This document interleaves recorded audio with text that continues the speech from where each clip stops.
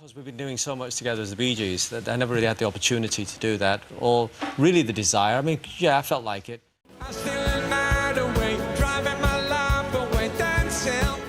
Robin Gibb had it all: fame, admiration, and millions of records sold.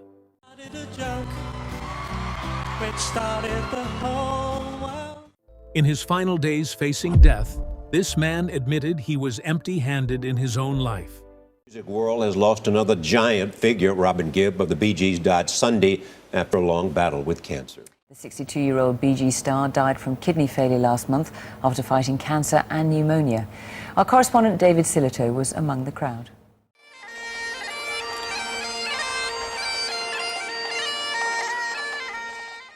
The curtain of secrets regarding open marriage, extramarital affairs, and the haunting obsession with a horrific train accident hid the true identity of the woman he deeply longed for. Right now, let us uncover the shocking truth waiting behind the glamorous exterior of a global star who has vanished into thin air forever. I always felt something was wrong with Rob. And if something's really wrong with you, you don't want everyone to know. So Robin didn't even tell you until... No. Late in the piece? Even now. On November 5th, 1967, the train carrying Robin Gibb and his lover, Molly Hullis, crashed in the Hither Green area south of London. Hither Green, less than 24 hours after the horror of the caravel crash. This tragic accident claimed the lives of 49 passengers, turning a normal journey into a haunting scene of wreckage. Amidst the chaos of derailed carriages and heart-wrenching cries for help, Robin and Molly miraculously survived. Though they faced extremely heavy psychological trauma, the incident was not just a traffic accident. It became a milestone shaping Robin's fragile perception of life and death. There were just two of us in the compartment, and we ended up upside down, hearing people screaming. According to The Guardian, the scars from this accident were not only on his body, but also deeply embedded in the young artist's mind. After that event, Robin Gibb began to change his perception of the world around him. He once shared about this experience in the years that followed. That was the moment everything vain suddenly became void. In the face of the approaching end, a feeling as if life were just a fragile thread easily broken at any moment. The presence of Molly Hullis by his side on that fateful day made their relationship transcend the framework of a normal couple, binding them with an invisible and painful bond from those very ruins. The light of fame appeared too quickly, like a storm blowing away the peaceful values they had just managed to build. As the career of Bee Gees began to reach international levels, pressure from endless tours and the surrounding media pushed Robin into the vortex of a different lifestyle. Molly, who had once faced the silence with him after the horrific pain, gradually became lost in the world Robin was entering. He could not separate his early success from the need to seek new sensations, a habit formed during the days of living in uncertainty after the accident. Robin once shared in an interview about early fame, "I tried to run away from the fear of life's finitude by diving into the brightest things, sometimes forgetting that I had left the most important people behind." This statement reflects the conflicted state of a man always eager to assert himself while constantly losing the very connection he once cherished. The obsessions from those tracks seemed to become a catalyst, pushing Robin away from peace to pursue empty glory. He accidentally built his music empire on the very cracks growing larger in his relationship with his young wife. When the stage aura gradually covered every family connection, the breakup became the inevitable price for unstoppable ambitions. Behind the bright lights, a new painful chapter officially opened, where wrong choices began to shape the tragedy of a seemingly eternal love. The breaking point. In 1969, the decision to leave Bee Gees to pursue a solo career marked a negative turning point, not only in music, but also in family life with Molly Hullis.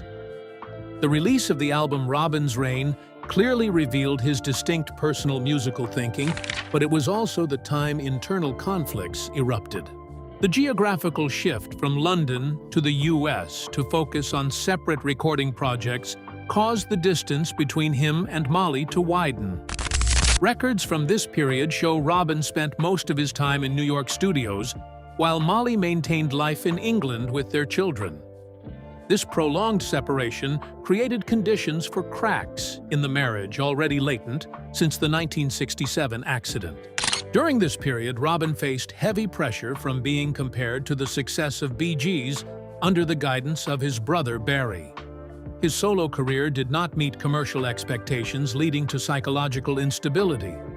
Once sharing about the pressure at that time, Robin admitted, "Loneliness amidst the peak of a career is sometimes more terrible than failure, and I did not know how to keep what I had when my mind was always besieged by ambition."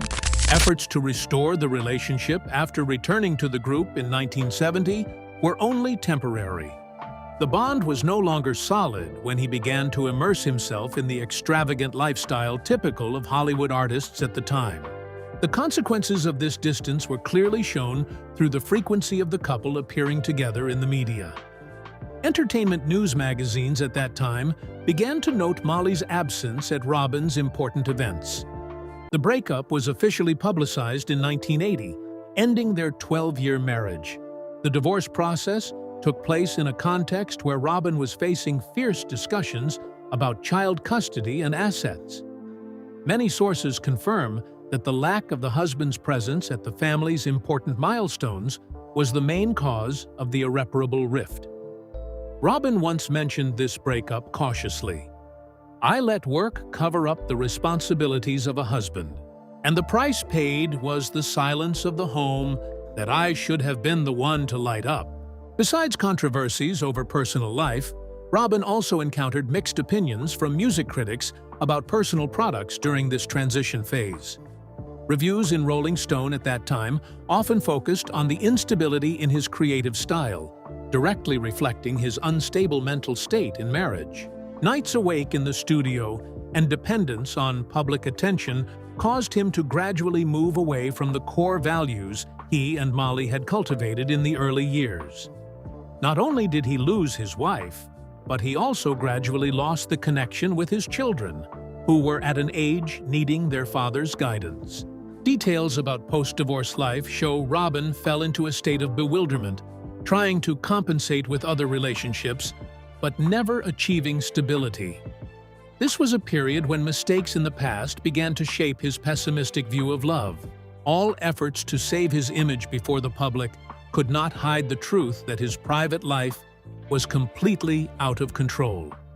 This event paved the way for a new controversial chapter as he began seeking changes for his life, while the consequences of the breakup with Molly continued to haunt his mind for many years later. A turbulent vortex. In 1985, Robin Gibb entered into a marriage with Dwina Murphy, a celebrated Irish writer and artist. This union immediately ignited widespread public interest, primarily driven by Robin's towering fame and the unconventional nature of the relationship structure the couple chose to adopt. Over the course of their 3 decades together, international media outlets frequently scrutinized the intricacies of their marital agreements, which placed a premium on personal liberty above traditional domestic norms. Numerous accounts confirm that as Robin continued his life as a global superstar constantly immersed in grueling world tours, both he and Dwina navigated separate personal lives, maintaining private connections that existed well beyond the confines of their marriage. This intricate lifestyle fostered an environment of perpetual tension where their official commitment existed alongside an explicit understanding that fidelity was not a requirement for their emotional bond.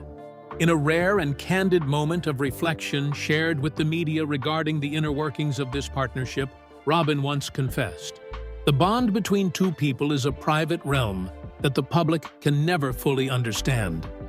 We accept the gaps and differences to find common ground." These very gaps became a fertile breeding ground for endless speculation and public controversy. During the 1990s and 2000s, gossip magazines and entertainment tabloids consistently ran reports about Robin's various extramarital entanglements, which left a lasting mark on how the public perceived him. These scandals transcended mere headline fodder, exerting a profound and destabilizing influence on his private family life, ultimately casting Robin in the role of a man permanently subjected to harsh societal judgment concerning his integrity and moral fiber.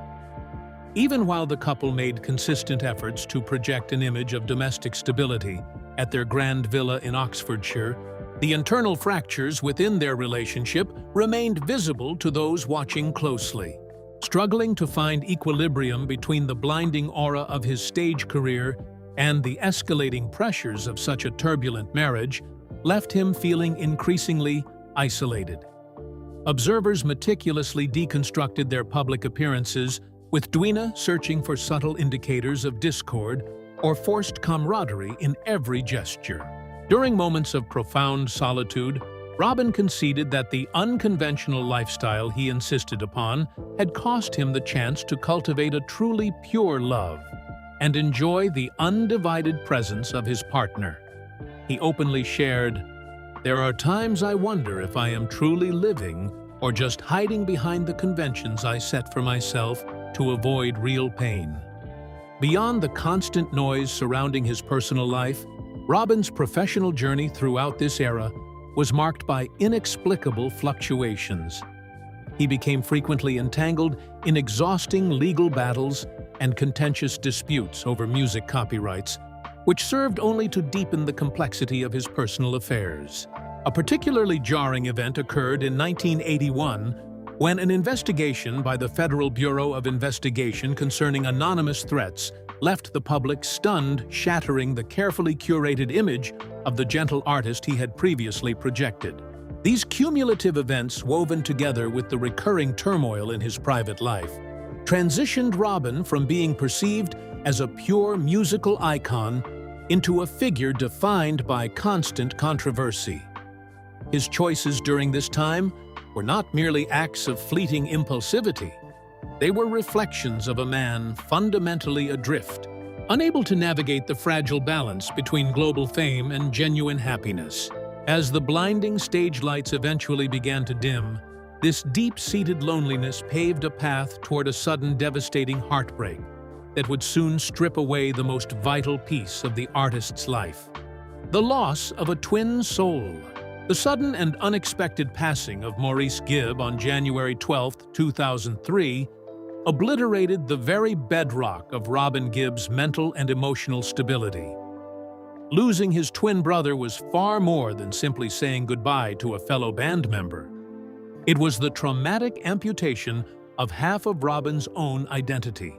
For more than 5 decades, Maurice's constant presence had served as the primary anchor, a vital milestone that oriented the trajectory of every musical endeavor and personal milestone in Robin's life. In the immediate aftermath of the funeral, members of the press observed a profound and chilling transformation in Robin's demeanor. In a deeply personal interview with The Times, Robin struggled to articulate the magnitude of his grief, describing the void left behind not merely as a deafening silence, but as the total evaporation of an innate nonverbal language, a unique telepathic connection shared by two souls who had truly understood one another since their earliest days in the womb. During this harrowing period, Robin descended into a state of debilitating, profound loneliness that seemed impossible to escape. His valiant attempts to revitalize his solo career were consistently derailed by recurring bouts of severe mental and emotional breakdowns.